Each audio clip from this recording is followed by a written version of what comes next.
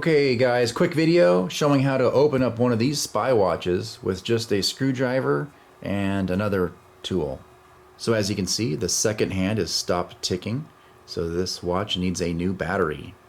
Now there's another video on my channel showing how to use a screwdriver to insert into the little slot in the side of this stainless steel back and then twisting it to pop it loose. However, I've noticed that some of the newer models don't even have a slot. So if you search all the way around this edge here, you'll find it doesn't have a slot to put a screwdriver into. I actually complained to the manufacturer and said, hey, my customers can't even access the insides of their watches anymore because there's no more slot. So they sent me a video on how to do it, and I'm just going to reproduce what they showed me. First of all, you need a small screwdriver.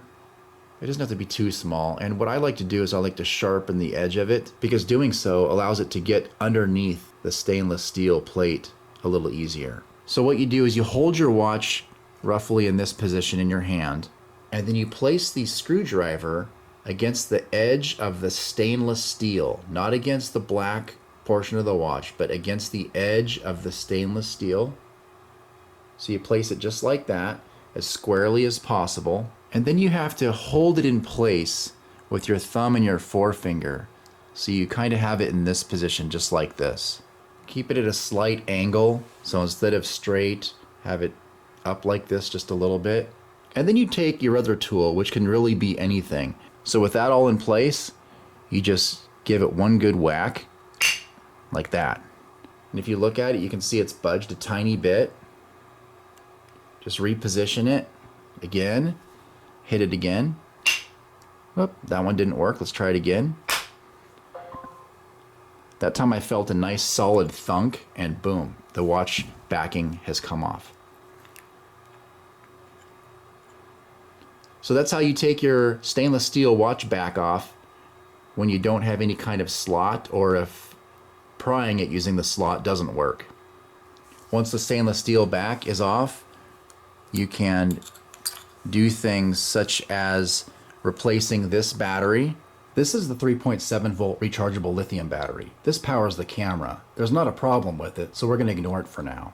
Or you can take the circuit board out by pulling out this screw and this screw, which I'll do right now.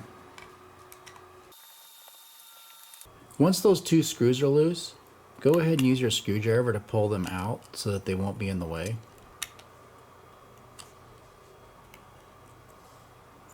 Just like that. Then you can gently pry the circuit board out. I find it easiest to start on the USB port side as opposed to this side or any other side.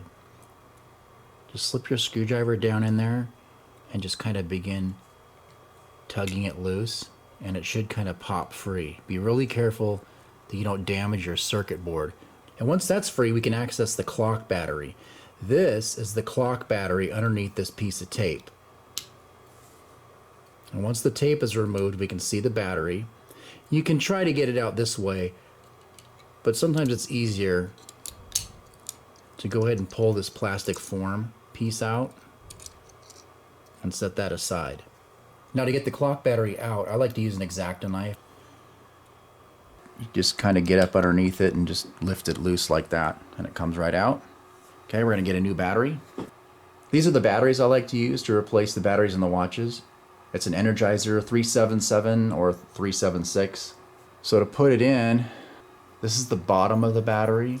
So make sure you flip it over. Set it in there like that, and then just kind of push it all the way in. Then you can just put the piece of tape back in there. It kind of helps to hold it so that when you put the plastic form back in, it all just kind of comes together nicely. See how the tape is holding the battery in so it doesn't pop out. Now we're just going to reinstall the circuit board. Just put it in gently like that. Then we drop the screws in. I like to do them one at a time. Make sure it's catching. Don't drive the first one all the way home yet. Get the second one going first.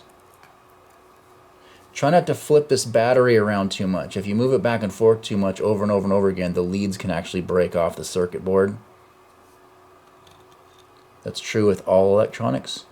Now we're getting the other screw in, and you can tell when it's catching because it begins securing it. Okay. Don't overly tighten the screws. They don't need to be tight. Now to put the cover back on, I like to put the battery inside the case backing first. Okay. That's the best way to do it. Make sure there's no edges of it that are going to get caught, like right here. Tucking that in so that edge of it isn't exposed. One thing you might want to do is flip it around really quick just to confirm that the second hand is ticking, which it is. And then to replace the back, you press on one side to get it started.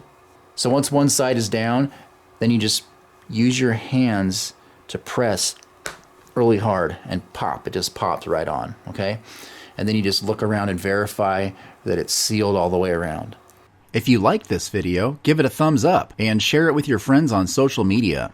Be sure to subscribe to What a Deal to see more of these helpful videos. And don't forget to turn on notifications by clicking the bell icon so you won't miss any future uploads. See you next time.